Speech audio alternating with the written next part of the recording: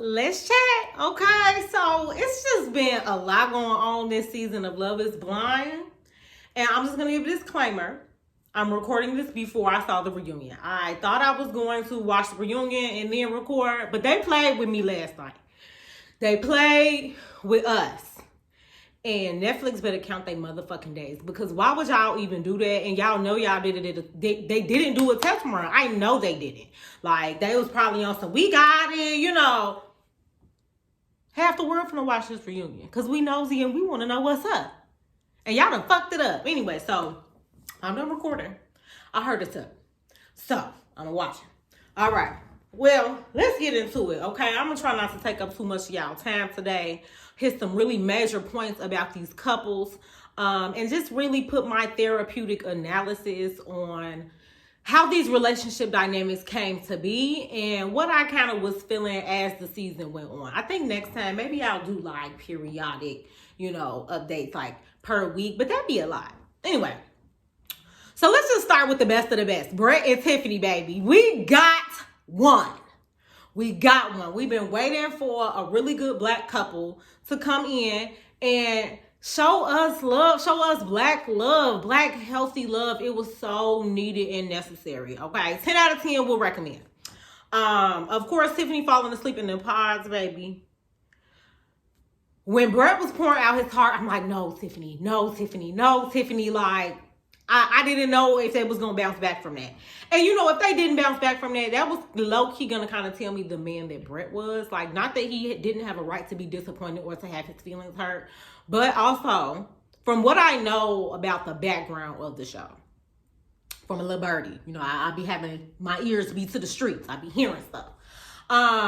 First of all, them people... I don't know. It seems like they may have gotten better. I noticed some very intentional scenes of like them all eating in the common areas. But from what I heard about previous seasons, baby, they be starving them people. They pump them with liquor and then they send them into them damn pods. So if it was anything like previous seasons, I'm not surprised Tiffany fell asleep. Y'all got these motherfuckers drinking all day long, and then expect for them to stay up and have engaging conversations. Now, of course, there's probably some signs up there, when I went to tonight's conversation that say, like, drink responsibly, don't overdo it.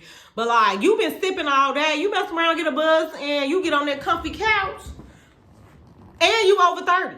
I don't blame Tiffany, baby, because sometimes I need to catch me a little cat nap, too. But I just was like, nobody's going to wake her up. Like, nobody's going to do anything. So I feel her on that, because at this age, once I get a little bit too much liquor in me, I'm ready to go to bed. I get it.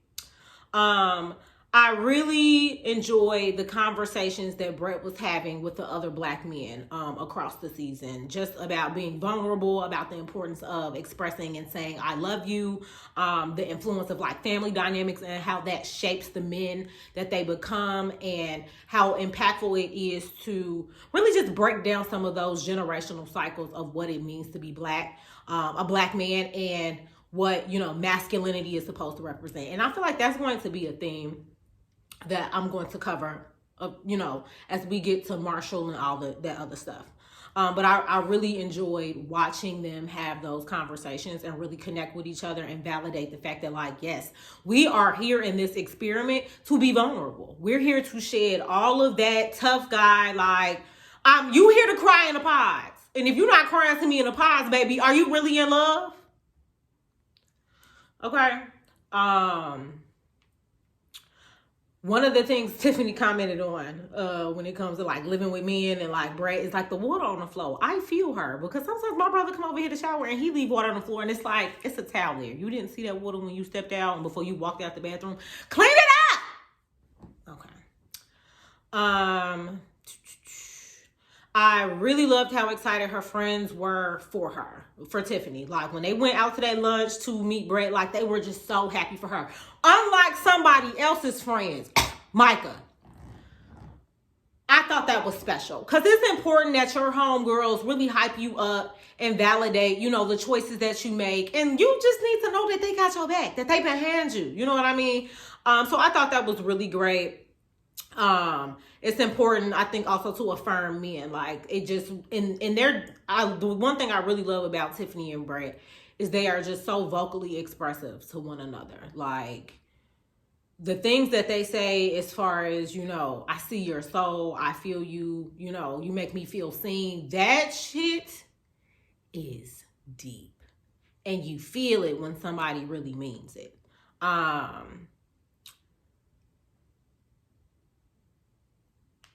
wrote a note here. I don't remember what it was referencing.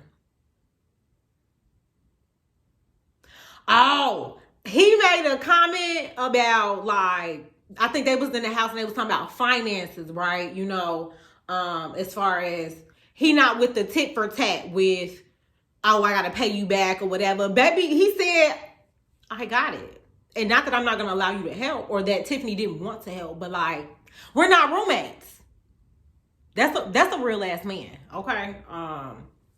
That's what that was. I was like, what was I talking about? Some tit for tat. He said he ain't going back and forth with you about no bills. He ain't sending, we gonna do this one way and we gonna call it that, okay? I thought it was really special when he was comforting her when she was overwhelmed about the wedding, because I know it's a lot of moving parts. It's a lot of details. I know Netflix covers, the wedding costs and all of that, but I'm sure that they still have opinions and things that they have to organize on their own, from dresses to bridesmaids and all those other details. So I think it was really beautiful, especially the gesture with the photos. Oh, with the photos. They're perfect. I think it's really important that a man knows how to take care of his woman when she hits a low. And I love the way he spoke about, how he knew he was in love with her at his bachelor party. Like, it was just so many good moments. Like, he mentioned finding himself wanting to do things for her, wanting to wake up and tend to her. Like, that shit is what helps a relationship last, and of course, this is still very much honeymoon stages, but I think the intention is there. And if his actions and their actions collectively continue to add up the way that we've seen, I think that they are really going to go the distance. We're going to have another really good power couple besides Lauren and Cameron. So the situation in which he was upset about his pants, I feel him on that. And the reason why I feel him on that, because I saw some people on Twitter, I came across a thread where people were saying, one girl was like, something about Brett seemed off, and of course, people are just so used to waiting for the other shoe to drop that we look for things as to why a person just can't be a good person. And I saw somebody say that they had actually previously dated Brett, and that he was a good person.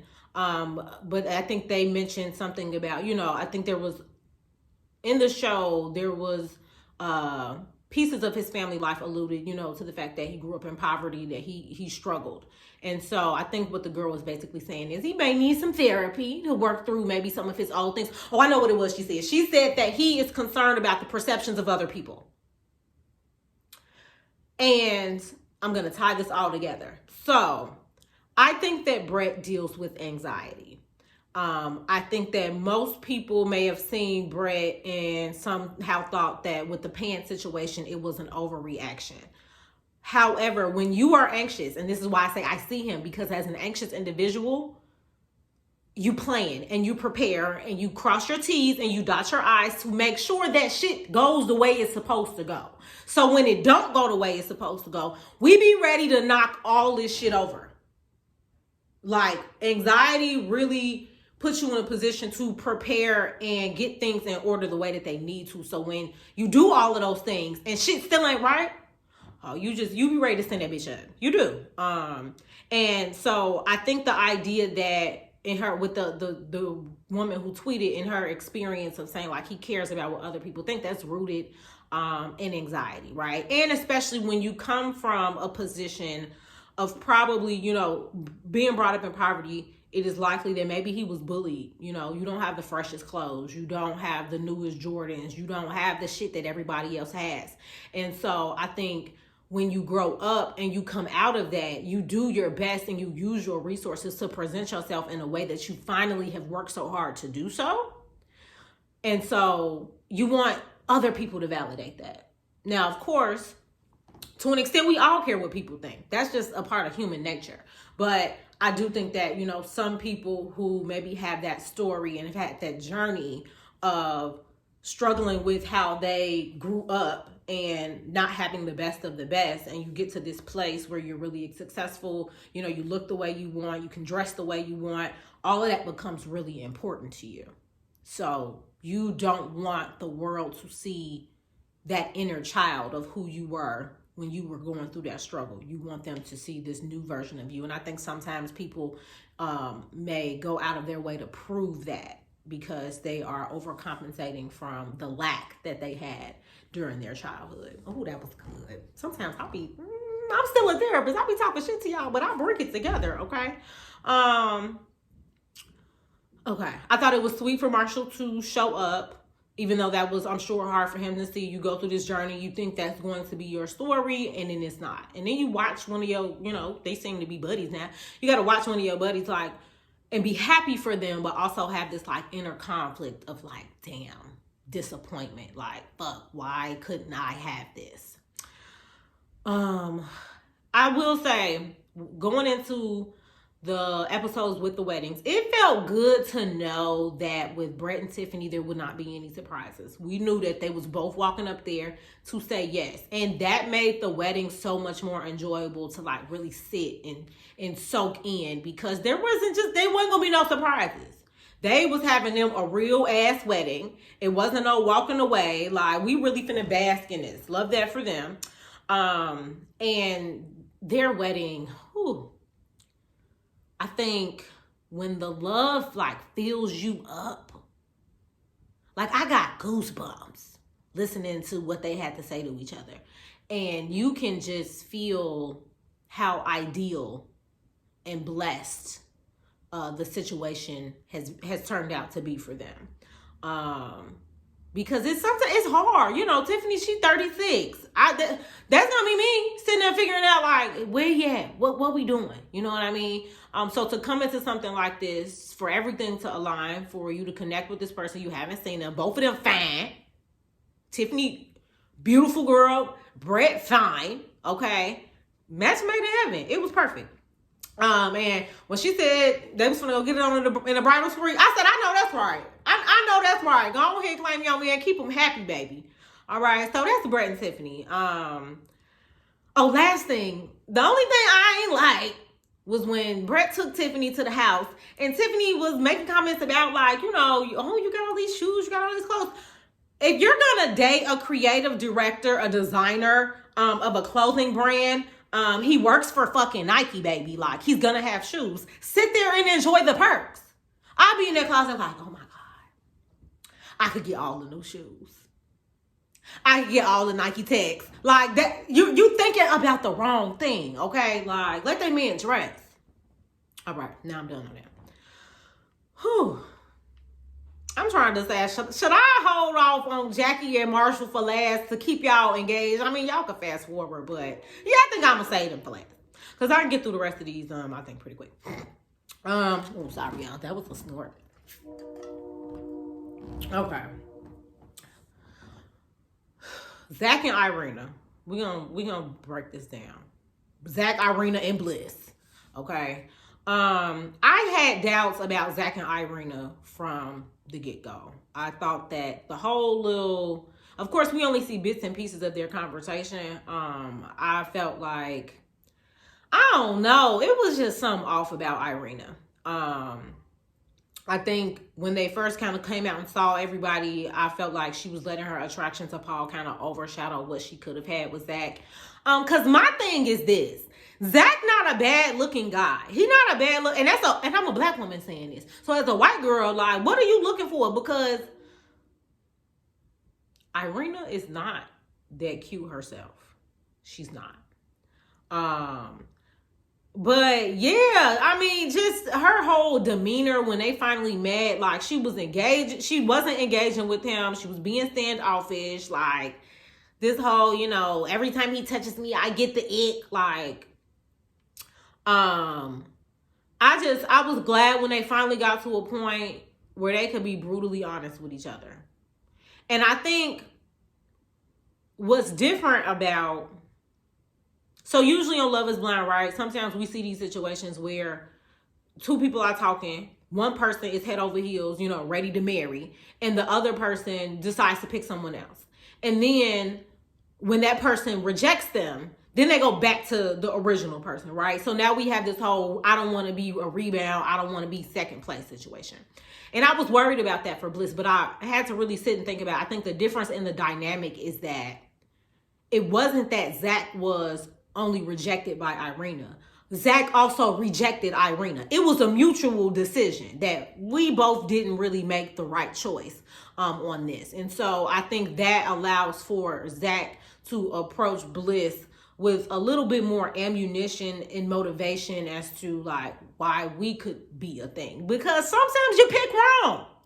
Sometimes you pick wrong, but I think it's different than like, okay, with the Kwame and Micah situation, right? Because Kwame would have fucked around and married Micah if Micah hadn't dubbed him and said, nah, I'm good. But it's different. So yeah, I just was glad when Zach and Irina finally was like, yeah, bro, this not it. It's not gonna work. I thought it was weird that they got to the point of like throwing like little jabs at each other about, you know, things that they didn't like, or, you know, that was a little weird. Like we're trying to prove a point of who likes the person less. Like, okay. But I'm glad that he stepped in and he ain't let Irina play with him when she was like, yeah, I think that we should sit separately on the plane. Like, no, bitch, say what it is. Say what it is, because that be my thing about, you know, certain people is they don't want to be the bad guy. Another thing I'm going to touch on later.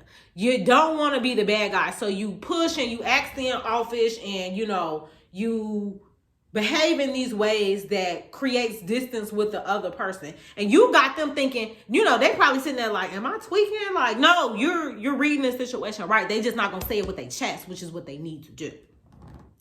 I really didn't understand everybody's beef saying Zach was weird. Now, of course, I'm not there. They're there. But I ain't really like that. Like, so what, the man don't blink? He's smart. Like, eye contact can be a nice thing. I think people are so used to not making eye contact where when somebody actually does it, it feels weird for them. But yeah, I thought he was a little awkward, but he didn't seem like a bad guy.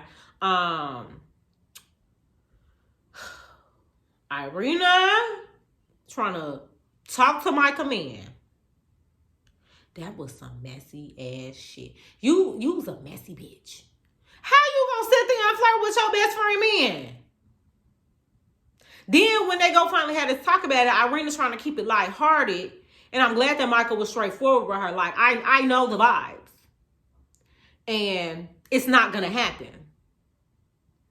So yeah, I seen the little statements Irina and Micah came out with about their behavior, and it's like, girl, y'all should have thought about that when y'all was filming, because you knew this shit was gonna be on TV. But again, you know, they be putting little shit together behind the scenes so it can be extra messy. But I was glad that Zach and Bliss gave it a shot.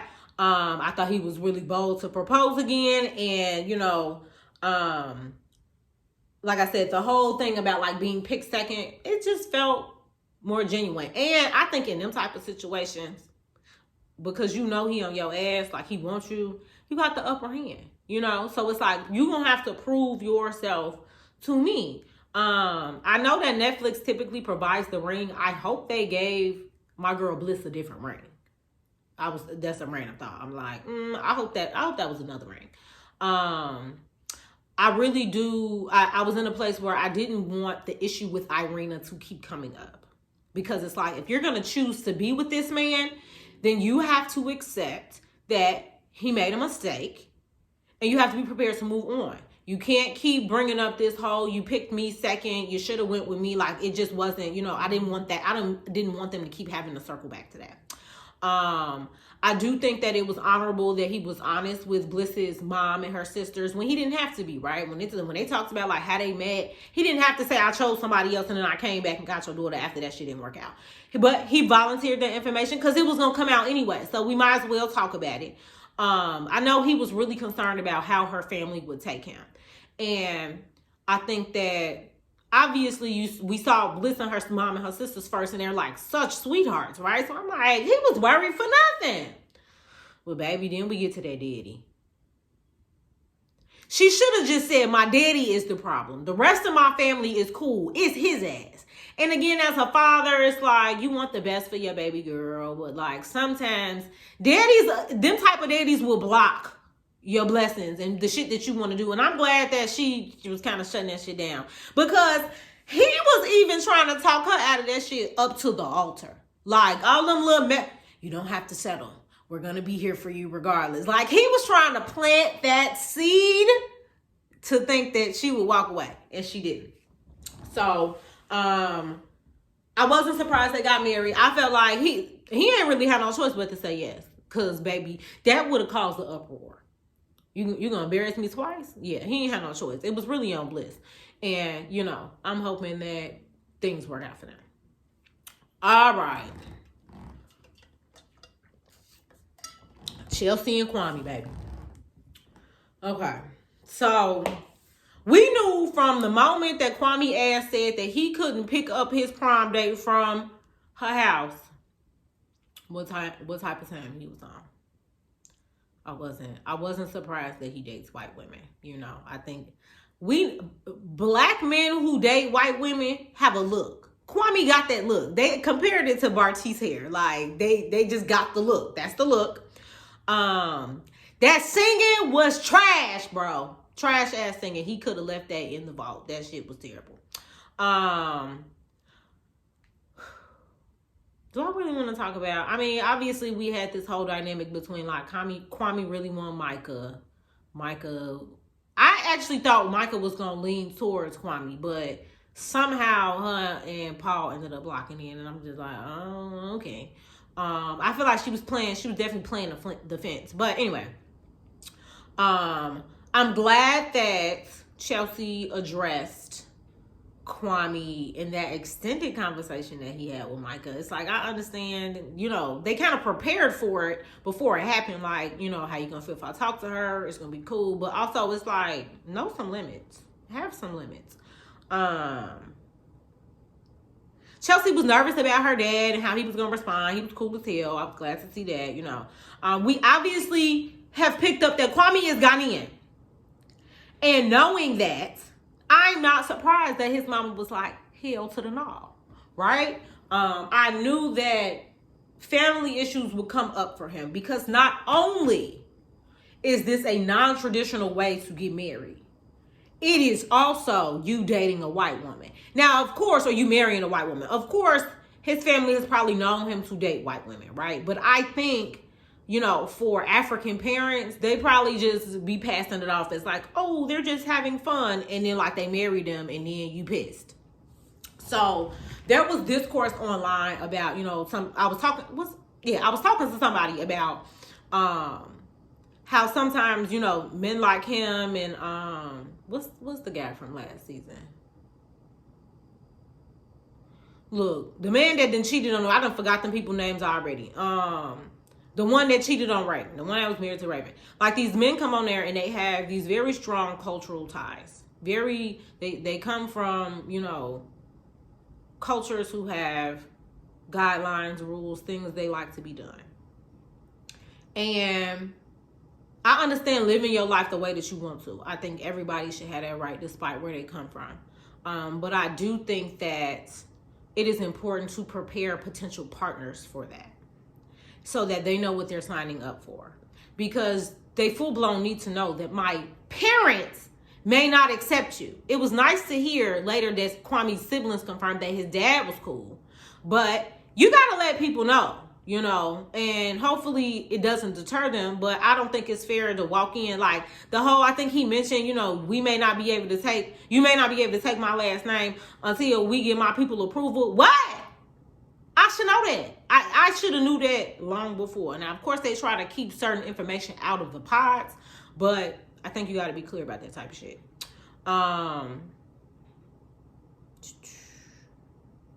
Okay, I talked about that. I think that, so I'll go ahead and bring this piece in. So somebody tagged me in a video of a white couple. They're like hippies almost, but they're like relationship gurus, yoga gurus. And they gave some perspective on Kwame and Chelsea. And I'm going to agree with it. What they brought up was that Kwame and Chelsea have they have a mothering issue.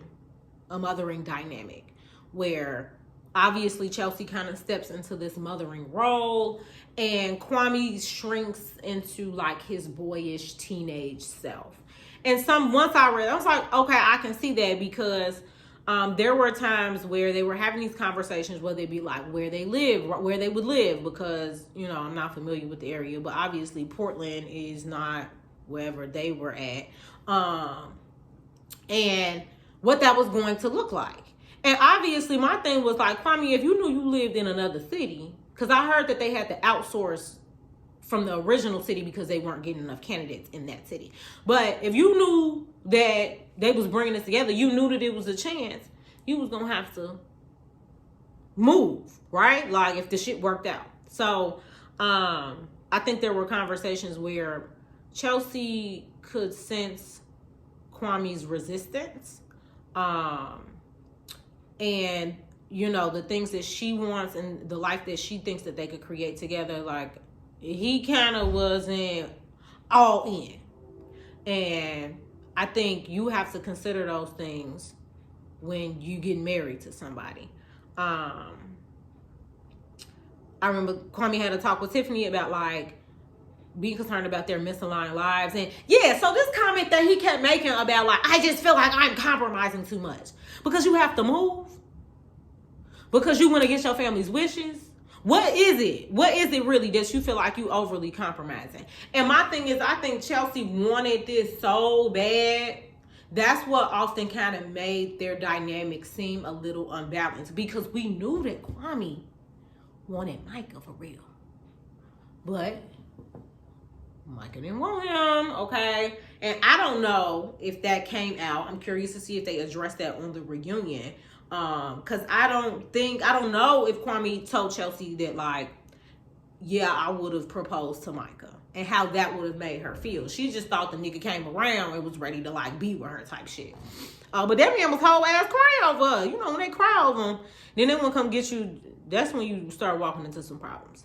I felt like, you know, Kwame was just still doing too much talking about Micah. He was borderline flirting with her at Chelsea party. Very inappropriate to me. I felt like when episode 9 started with them, like, having that little tiff that they had when they was, like, shopping, I felt like I missed something. Like, y'all not going to show us what led up to them being in this space. That was a bit weird. But it felt like Chelsea felt forced. Like, Kwame seemed like he had an attitude, and Chelsea like, I just want to get over it. Like, eat the strawberry. Like, again, mothering, like, which could almost be smothering, which I understood when he was like, I don't feel like I have a place to go. Like, I don't have no people. I don't have, like, you know, my support system around me.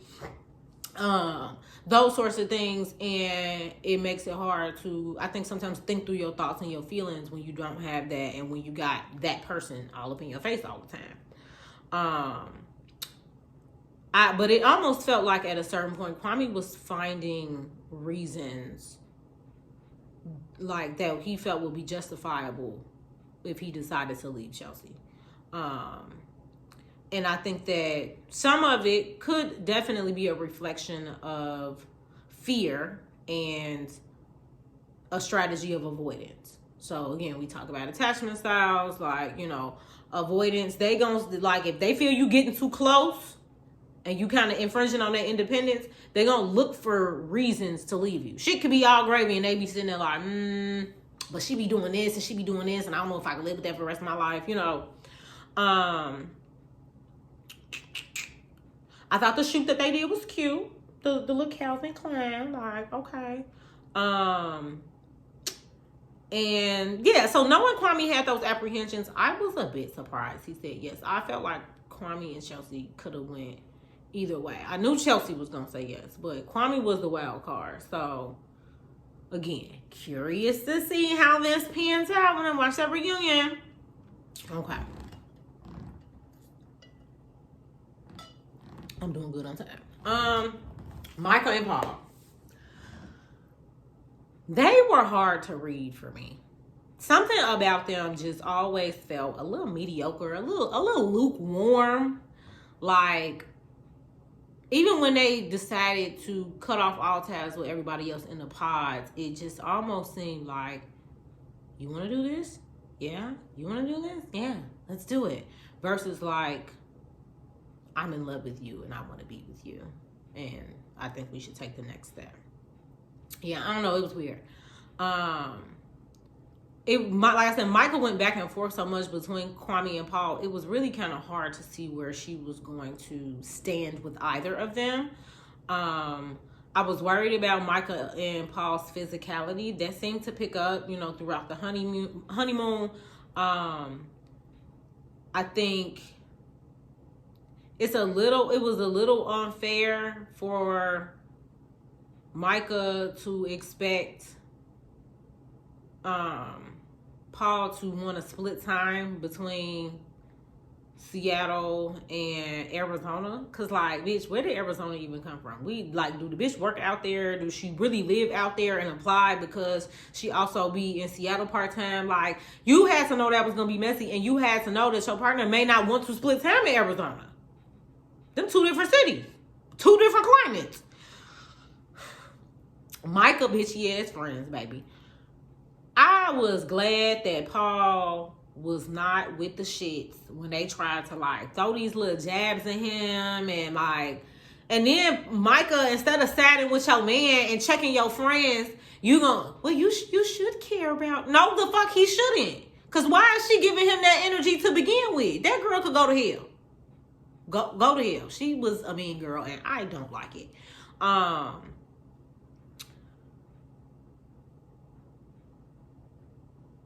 Yeah, like the whole comment she made, like about how she's terminated relationships for her in the past.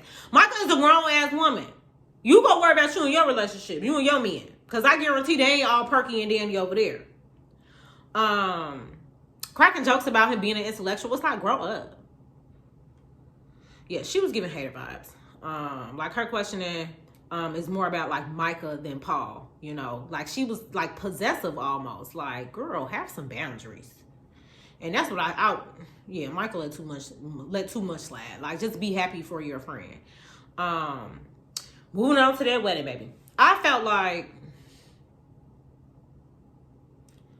I don't know. I think Micah played like she was more invested than she really was.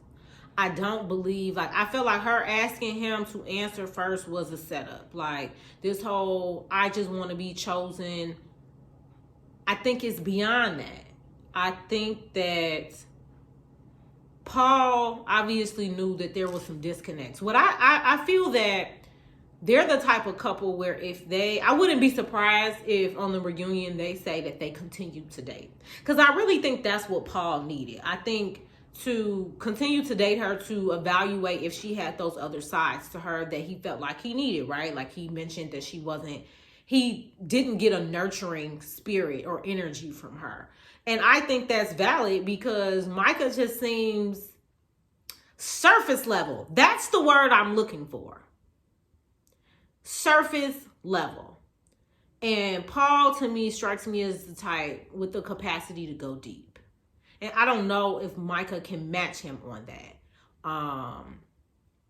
Yeah, I don't know. She's a weird one. And then you meet her friends, and I think, again, whoever decides to say no ends up typically looking like the bad guy. So I don't think that, I could understand how she maybe felt some resistance or some hesitancy or some, indifference from him, and she wanted to put the floor on him. But yeah, I think you just wanted to look like the victim. Sorry, not sorry. That's what I'm getting. Her friend was doing too much. Like, I'm not drunk enough for this. Or I wish I had drank, whatever she said. I feel like Paul read the room correctly. I don't think that Micah was fully in it. And you got to think about those things. You can't just say, especially in something like this where you have an out. That's my thing. I always say, I've given thought to the whole shows of like Married at First Sight versus Love is Blind. I would be more likely to do Love is Blind because you have an out. Married at First Sight, you don't have no out. You see that person, y'all legally married, that's it. Love is Blind, at least you have moments that build up where you can be like, I don't want to do this. or I think we should go another avenue. Okay, y'all. Last but not least, Marshall and Jackie.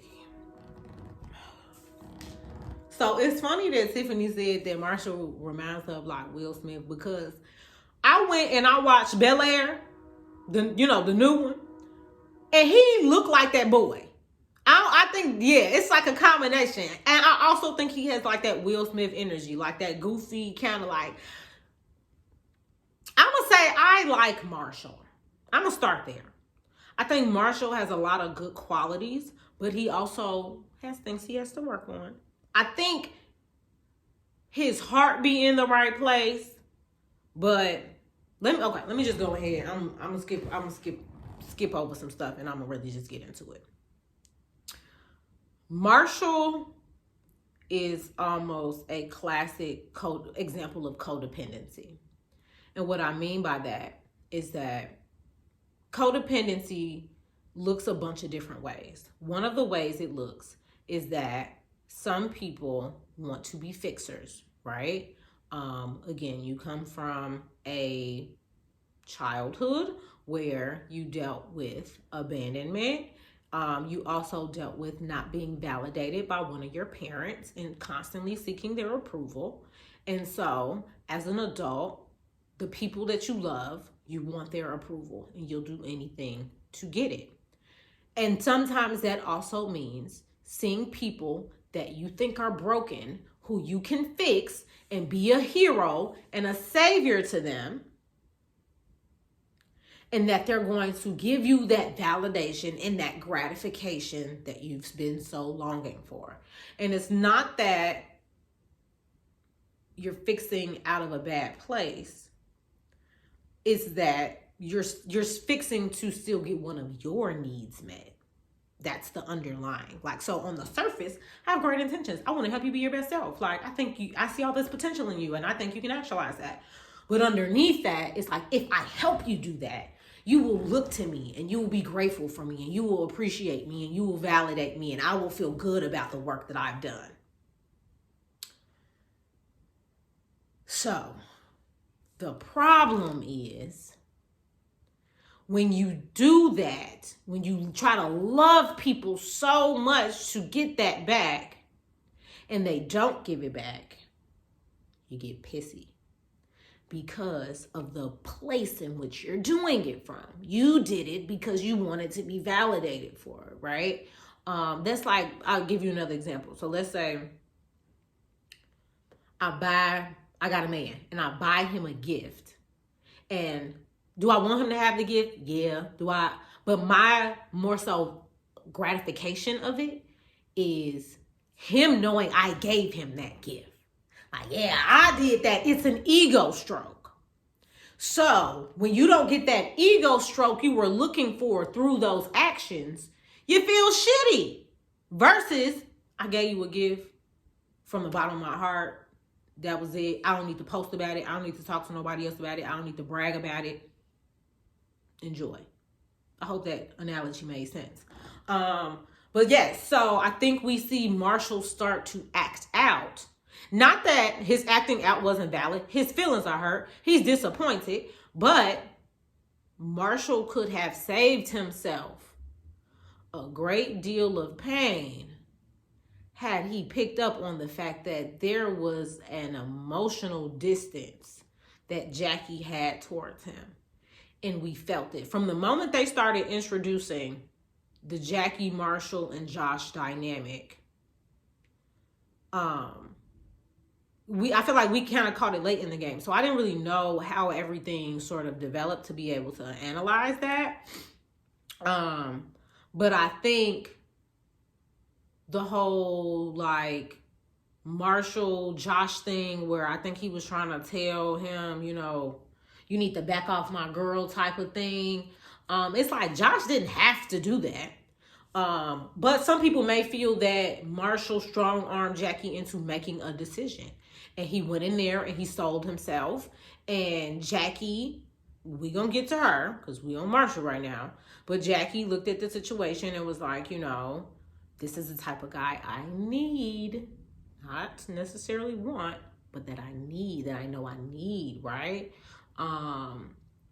So yeah, I think that when it comes to Marshall, he has a role in how shit went down. And he has a role in some of the pain and disappointment that he's feeling because Jackie showed on a few different occasions that she was really not going to be the person to help him emulate the healthy love he was looking to emulate. But that fixer, codependent spirit, he couldn't get out of that. He had to prove to her that I'm going to help you heal and be the best version, and we're going to have this love. And like, I don't think Jackie was ever putting that out. I don't. So, Miss Jackie, baby. I'm not gonna lie. I, to an extent, had high hopes for Jackie. When Jackie spoke about picking what she picking what she needed and not what she wanted, I thought there was gonna really be some emotional maturity and intelligence there. But baby, that didn't last long. There have been rumors swirling behind the scenes about why Jackie acted the way that she did. No, we can't validate that. Again, I haven't watched the reunion. I don't know what's going to come out. But in my opinion, obviously Jackie is used to sort of an unhealthy masculinity. And I see people saying, I just don't think Marshall was masculine enough. Well, that is contingent on how we define masculinity, right? I think that is subjective. Because this whole thing, people are saying that he seems gay. I don't get any of that. I see someone who wants to be loved, who wants to be in a healthy relationship. Does he have his own shit? Yes. But I think at the root of it, that's what he really wants. And so he acts and he shows up in ways, whether that be comforting her, whether that be making her breakfast, like he's intentional with showing, this is what I want. And obviously Jackie's beautiful, right? So obviously when he saw her, it made it easier to be like, yes, this is what I want to do. But yeah, baby, Miss Jackie, her emotional breakdowns, obviously we knew it was some family burden stuff there. I think I saw somewhere that her dad has cancer, or we have like a sick family member that she's responsible of taking care of. And so, the first breakdown with her just saying, I'm so worried about how things are at home. I had empathy for her because sometimes, when you carry a lot on your back when it comes to your family and there aren't really strong boundaries there, when you're doing things for yourself, people feel guilty. They feel like they're letting people down, that they're, they feel helpless, right? Because what if some shit's going on back at home and then you're here and you're obligated to be here and you can't do nothing about it. But you have a life. And so I think sometimes we have to find the balance between supporting our family and our community and also still doing things that we want to do.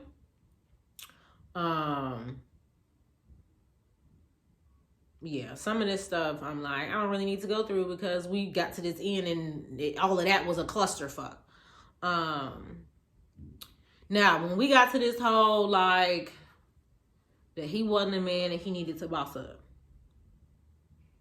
I think because, how can I say this? I think because Marshall is a different type of man than what Jackie is used to. That is why he internalized that so much. Because I think if you told, like, again, this is some Chicago shit. If you told a Chicago man, like, I need you to come harder, I need you to boss up, they wouldn't get offended or internalize that or get emotional about it. They fuck around and have a comeback for you. Or they look for it as a point to prove. But obviously, that poked at some sort of insecurity that Marshall had. Which is why, he was, he got upset about it. He left, all those other things. And so I think sometimes that there is a misalignment in communication, in verbiage, in language, right?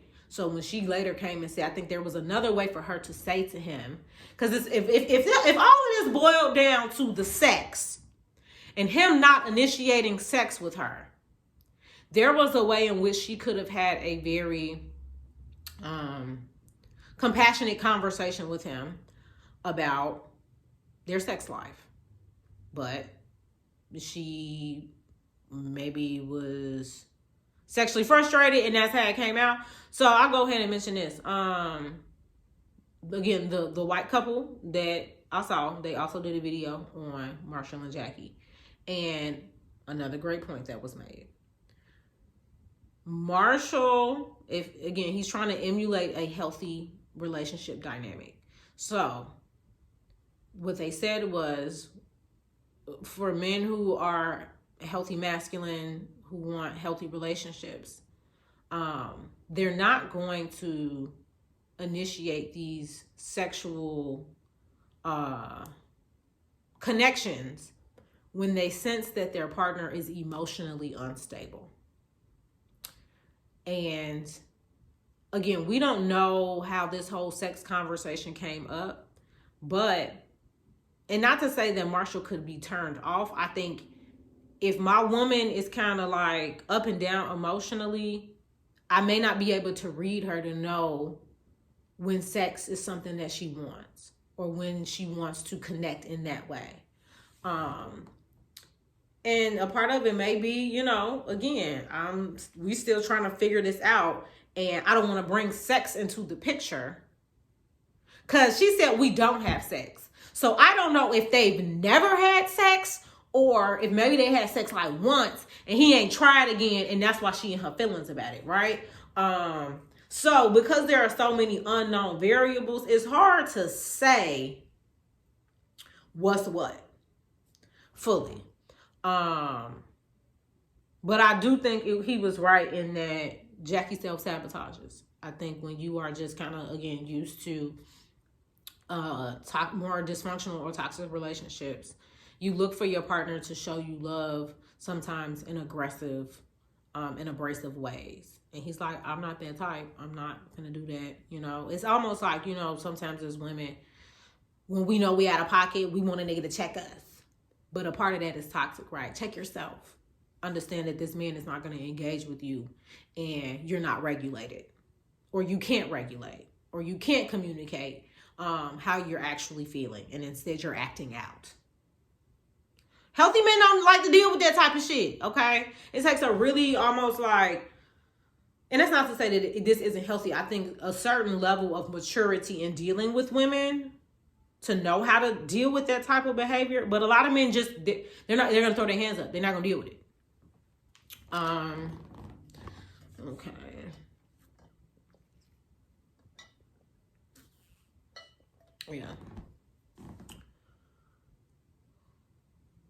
Yeah, okay, because he was right to question what she has done to make him feel seduced or desired. So for him to make that comment, it feels like maybe something wasn't reciprocated. Maybe he wasn't picking up, I want to have sex energy. Or she may have been one of them types, they get into it and then you want to try to initiate sex and he's not in the mood. A lot of different ways that could have played out.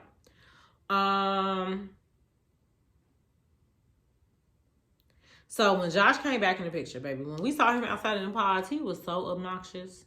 And when Jackie talking about something, that's what she ended up, I'm attracted to Josh. Why? Oh, why? He got some fat big ass ears too. He acts very and I hate to use this as a label, but light skin. And when I say that, I mean men who almost think they Drake. I hope that parallel makes sense, because that's how I see it in my head. It's like you want to be Drake so bad, and Drake can barely get away with being as light skinned acting as he is, and then you niggas want to go behind and try to cosplay that. Please. He's the drunk motherfucker you wait to stop talking because they get to rambling. Mentioning how Marshall was crying, that's just player hating. I didn't like that. And he made a comment about he put Marshall's feelings before his. That's not Marshall's fault. You made that choice. And she ultimately made the choice that she made.